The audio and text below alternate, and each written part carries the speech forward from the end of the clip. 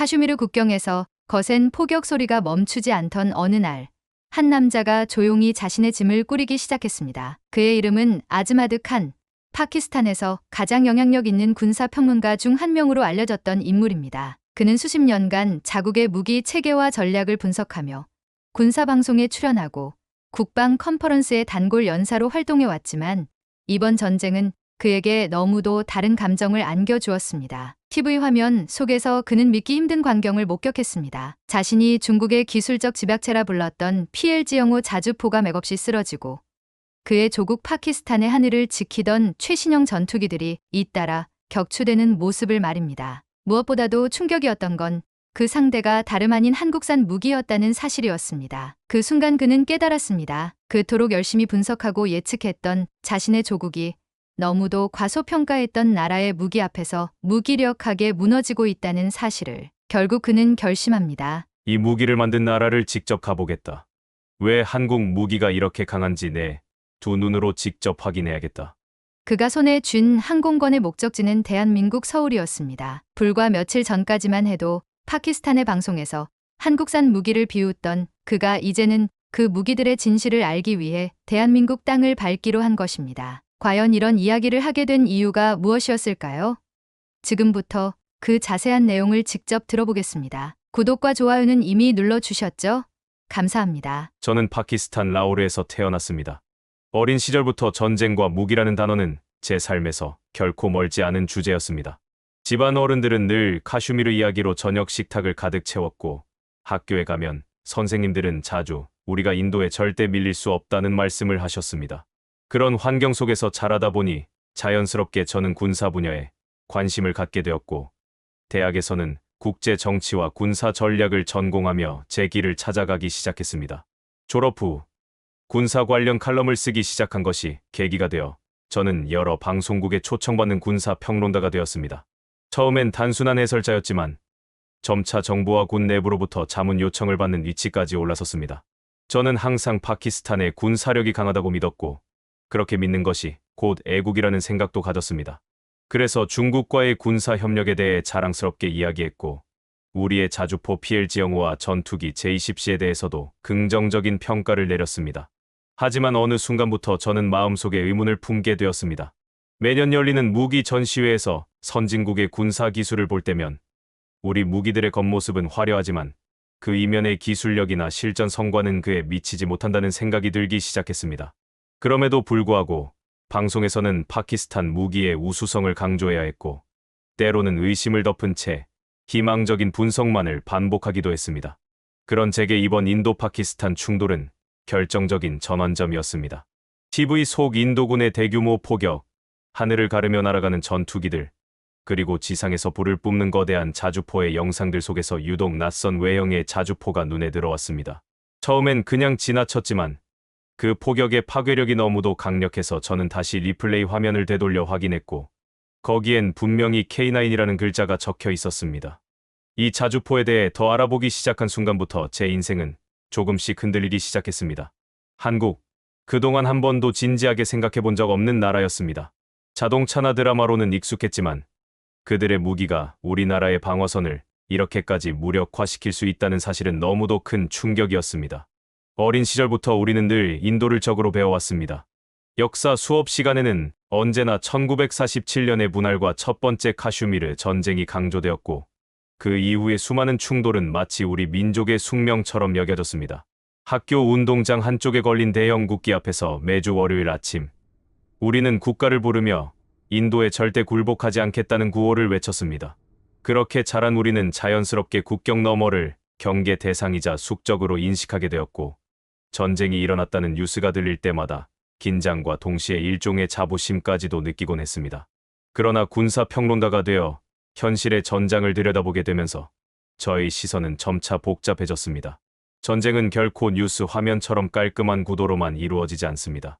일단 전선이 형성되면 그 속에는 무고한 민간인, 어린이, 여성, 그리고 노인들의 삶이 무너져 내리는 모습이 함께 담겨 있습니다.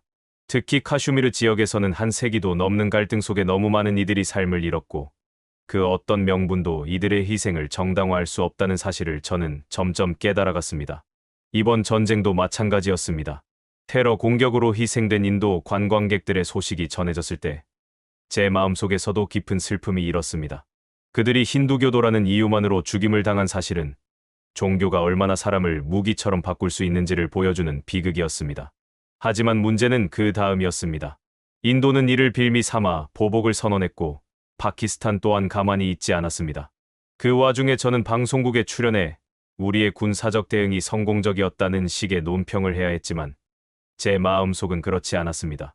카슈미르 하늘 위를 날아다니는 전투기들, 무차별적인 포격으로 흔들리는 산골마을들, 그리고 끝내 돌아오지 못하는 젊은 병사들의 사진을 볼 때마다 이건 누구를 위한 싸움인가라는 질문이 머릿속을 맴돌았습니다. 특히나 이번 전쟁은 과거와는 다른 방식으로 전개되었습니다. 단순한 국경 충돌이 아니라 드론, 정밀 타격, 위성 추적 등 현대전의 양상을 그대로 반영한 기술전이 되어버렸고 그 과정에서 우리가 의존해온 무기 체계가 얼마나 시대에 뒤처졌는지도 적나라하게 드러났습니다. 저는 이 갈등이 단순한 종교적 대립이나 영토 분쟁이 아니라 이제는 기술력과 국가적 전략의 싸움으로 옮겨가고 있음을 명확히 보았습니다. 더는 정신력이나 신념만으로는 방어할 수 없는 전쟁의 현실 앞에서 우리의 대비가 너무 안일했음을 절감했습니다. 그 와중에 등장한 한국산 무기들은 마치 새로운 국면을 여는 듯한 느낌을 주었고 저는 점점 그 무기들이 가진 힘의 원천이 무엇인지 알고 싶어졌습니다. 전쟁이 시작되면 언론은 늘 자극적인 장면을 먼저 보여줍니다. 거대한 폭발, 활활 타오르는 차량, 그리고 긴박하게 움직이는 병사들의 모습이 화면을 채웁니다. 이번 인도-파키스탄 무력 충돌에서도 마찬가지였습니다. 그러나 이번에는 유독 눈에 띄는 무기가 있었습니다. 바로 한국산 K9 자주포였습니다. 당초 저희 대부분의 군사 전문가는 이 전쟁에서 인도가 자랑하는 라팔 전투기의 활약에 주목할 것이라 예측했습니다. 하지만 현실은 달랐습니다. 인도의 라팔은 무려 3대나 공중전에서 격추되었고 그 상대는 우리가 구형이라고 폄하했던 중국산 전투기였습니다. 충격은 말로 다 표현할 수 없었습니다. 그보다 더 충격적인 건 라팔이 무력해진 상황에서 오히려 인도군의 지상 전력이 엄청난 파괴력을 발휘하고 있다는 사실이었고 그 중심에 한국의 K9이 있었습니다. 처음엔 다들 믿지 않았습니다. 한국산 무기라는 단어는 저희 군사 방송에서는 보조적 역할에 머무르곤 했기 때문입니다. 하지만 이번에는 달랐습니다. 국경을 따라 배치된 인도군의 포병대가 집단으로 사격을 개시할 때마다 파키스탄 지역에서 연기 기둥이 솟구치는 모습이 생생히 보였습니다. 국방부 발표에 따르면 단 한 발의 오차도 없이 목표 지점을 정확히 명중시킨 사례가 속출했고 피해 지역의 사진이 공개되자 우리 방송 내부에서도 술렁임이 일었습니다. 이게 정말 한국 무기라고요? 누군가가 중계실에서 던진 이 질문이 그 자리에 있던 모두의 마음을 대변했습니다. 그 자주포는 단순한 화력이 아니라 정밀도와 신속한 반응 속도, 무엇보다도 명중률에서 기존의 중국산 자주포와는 차원이 다른 성능을 보여주고 있었습니다. 저희는 이를 단순히 장비의 차이로만 치부할 수 없었습니다. 이는 기술과 노하우, 그리고 그에 기반한 장인 정신의 결과였습니다. 그날 이후로 저는 관련 자료를 모으기 시작했습니다. 한국 K9 자주포의 개발 과정, 인도와의 기술 협력, 그리고 실전에서의 운용 방식까지 밤낮으로 조사했습니다. 그러면서 또 하나 주목하게 된 것이 바로 KF-21이라는 이름의 차세대 전투기였습니다. 이미 세계 각국에서 라팔과 비교 대상으로 올려놓고 있는 이 전투기는 외형에서부터 기존 전투기들과는 확연히 다른 인상을 주었고 특히 국산 엔진 개발까지 성공했다는 점은 파키스탄은 물론 인접한 중국과도 비교되는 지점이었습니다. 지금껏 저희는 늘 미국, 러시아, 중국, 유럽을 기준으로 군사력을 평가해왔습니다. 그런데 이제는 그 기준에 한국이라는 이름을 반드시 포함시켜야 한다는 사실이 너무도 분명해졌습니다. 전쟁이란 무기를 직접 써보기 전에는 그 성능을 알 수 없는 법입니다. 그리고 이번 전쟁이 바로 그 증명을 해준 것입니다. K9 자주포에 대한 자료를 깊이 파고들수록 저는 점점 더 놀랄 수밖에 없었습니다. 그 무기는 단순히 강한 화력을 가진 무기가 아니라 그 안에 담긴 기술과 철학이 완전히 다른 차원에 있었습니다. 예를 들어 일반적인 자주포는 발사 후 재조준까지 걸리는 시간이 길고 연속 사격 시 정확도가 떨어지는 것이 흔한 약점이었지만 K9은 완전히 달랐습니다. MRSI, 즉 다연속 동시 탄착 방식이라는 고급 사격 기법을 통해 여러 발의 포탄을 서로 다른 각도로 발사해 하나의 목표 지점에 거의 동시에 떨어뜨릴 수 있다는 점은 이 자주포가 얼마나 정밀하고 과학적으로 설계되었는지를 보여주는 증거였습니다. 게다가 놀라운 점은 이것이 단지 무기의 성능에서 끝나지 않는다는 사실이었습니다. 저는 한국의 방산 기업들이 어떻게 이런 무기를 만들게 되었는지 그 배경과 시스템에도 관심을 가졌습니다. 특히 놀라웠던 것은 이 무기의 개발 과정이 단순한 군사기술자의 결과물이 아니라 국가 차원의 협업과 오랜 기간에 걸친 기술 축적의 결과라는 점이었습니다. 1990년대 후반 IMF 경제위기 속에서도 이 무기를 포기하지 않고 끝내 실용화시킨 한국 정부와 기업의 결단력은 파키스탄에서는 상상하기 힘든 부분이었습니다. 이런 기술의 진화는 비단 K9에만 국한되지 않았습니다. KF-21에 대한 연구를 하면서 저는 다시 한번 감탄할 수밖에 없었습니다. 단순히 외형이 현대적이라는 점이 아니라 설계부터 엔진 개발, 스텔스 기능에 이르기까지 한국이 독자적으로 이 정도 수준의 전투기를 개발하고 있다는 사실은 그 자체로 엄청난 성취였습니다. 더 놀라운 점은 이 모든 과정이 폐쇄적인 군사 산업이 아니라 투명하고 공개적인 연구 시스템 속에서 이루어졌다는 점이었습니다. 방산 전시회에서 공개된 실물 기체, 기술 세미나에서 설명된 상세 성능 자료, 그리고 국방과학연구소가 발표한 실험 데이터들은 모두 신뢰할 수 있는 기반 위에서 개발되고 있음을 말해주고 있었습니다. 파키스탄에서는 이런 정보를 쉽게 접하기 어렵습니다. 기술은 곧 권력이며 군사력은 곧 체면이기에 모든 것이 비밀에 붙여지기 일쑤입니다. 하지만 한국은 달랐습니다. 자국민은 물론 외국인에게도 기술의 실체를 낱낱이 공개하면서도 그것이 흔들리지 않는 자신감에서 비롯된 것임을 저는 느꼈습니다. 그날 이후 저는 방송에 나가 말했습니다. 우리가 한국 무기를 진지하게 검토해야 할 시점입니다. 단지 무기의 위력 때문이 아닙니다. 그 무기를 만든 나라의 시스템, 사고방식, 그리고 기술을 대하는 태도 자체가 근본적으로 다르기 때문입니다. 이 발언은 적지 않은 논란을 일으켰지만 저의 진심은 결코 흔들리지 않았습니다. 기술은 거짓말을 하지 않습니다. 총성이 울리고 나면 진짜와 가짜는 자연히 드러나는 법입니다. 처음 한국에 가겠다고 했을 때 제 주변 사람들은 대부분 말렸습니다.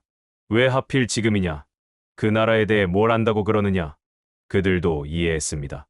한국 무기에 대한 제 감탄이 단지 전쟁의 열기에 의한 일시적인 감정일 수 있다는 의심. 하지만 저는 확신했습니다. 이 무기를 만든 나라를 내 눈으로 확인하지 않으면 나는 앞으로 더 이상 군사 평론가로서의 말을 할 자격이 없다고 생각했습니다. 서울에 도착한 첫날, 공항에서부터 놀라움을 느꼈습니다. 질서정연한 도로, 어디서나 빠르게 연결되는 통신망, 그리고 무엇보다도 거리의 표정이 달랐습니다. 사람들은 바쁘지만 무표정하지 않았고 도시는 활기차면서도 지나치게 소란스럽지 않았습니다. 이 나라의 분위기 자체가 어딘가 단단하고 균형 잡혀 있다는 인상을 주었습니다. 제가 처음 찾은 곳은 바로 한화 디펜스의 홍보 전시관이었습니다. 사전 예약을 하고 도착했는데 이미 많은 외국인 전문가들이 자리를 채우고 있었습니다. 전시관 안에는 K9 자주포의 실제 부품과 구조 모형이 정교하게 전시되어 있었고 해설사는 영어로 상세한 설명을 덧붙였습니다. 그 설명 하나하나가 제가 파키스탄에서 자료를 통해 어렵게 추적하던 기술적 포인트와 정확히 일치하는 것이었고 그것이 이미 공개되고 공유되고 있다는 사실이 다시 한번 저를 감동시켰습니다. 그날 오후에는 KF-21 전투기의 시연 영상도 볼 수 있었습니다. 모션 캡처로 재현된 비행 시뮬레이션과 실제 지상 테스트 영상, 그리고 향후 수출 전략까지 소개하는 자료를 접하면서 저는 이 나라가 단순히 무기를 만드는 것이 아니라 국가 전략의 일원으로 방산을 키워가고 있다는 점을 실감할 수 있었습니다. 저녁에는 한국 국방과학연구소의 연구원으로 근무하는 한 분과 저녁 식사를 하게 되었습니다. 그는 자신의 연구실에 대해 이야기하면서도 제가 궁금해하던 기술에 대해 가능한 한 자세히 설명해 주었습니다. 그날 밤 숙소로 돌아오는 길에 저는 처음으로 제 고국 파키스탄이 그동안 놓치고 있었던 것이 무엇인지 뼈저리게 느꼈습니다. 우리는 너무 오랫동안 외부의 기술과 자금에 의존해왔고 그로 인해 스스로 연구하고 개선하는 태도를 잃어버린 건 아닐까. 기술은 단지 장비의 문제가 아니라 그것을 다루는 사람들의 철학과 국가의 비전에서 비롯된다는 걸 저는 한국에서 비로소 깨달을 수 있었습니다. 이 이야기를 들으시면서 혹시 여러분도 마음속으로 고개를 끄덕이셨는지 모르겠습니다. 한 나라의 무기, 그것이 단지 전쟁을 위한 도구가 아니라 그 나라가 어떤 철학과 정신으로 무장되어 있는지를 보여주는 거울이라는 사실을요. 파키스탄에서 군사 평론가로 살아온 아즈마드 칸 씨는 이번 전쟁을 통해 그동안 자신이 보지 못했던 진실을 마주하게 되었고 그 진실을 외면하지 않기로 결심했습니다. 결국 그는 그 무기를 만든 한국이라는 나라에 직접 와서 단순한 호기심이 아닌 진심 어린 존중의 눈으로 한국의 기술과 철학을 바라보았습니다. 우리는 늘 말합니다. 명품은 드러내지 않아도 언젠가는 빛이 나기 마련이라고요. 그리고 이번 이야기에서 그 말이 얼마나 진실인지 다시금 확인할 수 있었습니다. 아무리 많은 광고와 선전을 해도 결국 실전에서 증명되지 않으면 그 무기는 신뢰받을 수 없습니다. 그런데 우리의 K9 자주포와 KF-21 전투기는 이미 그 실력을 증명해내기 시작했습니다. 그 결과로 지금 전 세계는 한국 무기를 다시 보기 시작했고 과거에는 주목받지 못했던 한국 방산 기술이 이제는 각국 군사 전략가들의 회의 테이블 위에 올라가는 주제가 되었습니다. 더불어 그런 무기를 만들어낸 이 땅의 기술자들과 연구원들의 땀과 노력이 결코 헛되지 않았음을 우리는 알 수 있었습니다. 저는 오늘 아즈마드 칸 씨의 여정을 통해 한국의 방위 산업이 단순히 기술을 넘어 세계와 신뢰를 쌓아가고 있다는 사실을 다시 한번 실감했습니다. 그리고 앞으로도 우리나라가 이렇게 조용하지만 강한 기술력으로 세계 속에서 빛나기를 응원하겠습니다.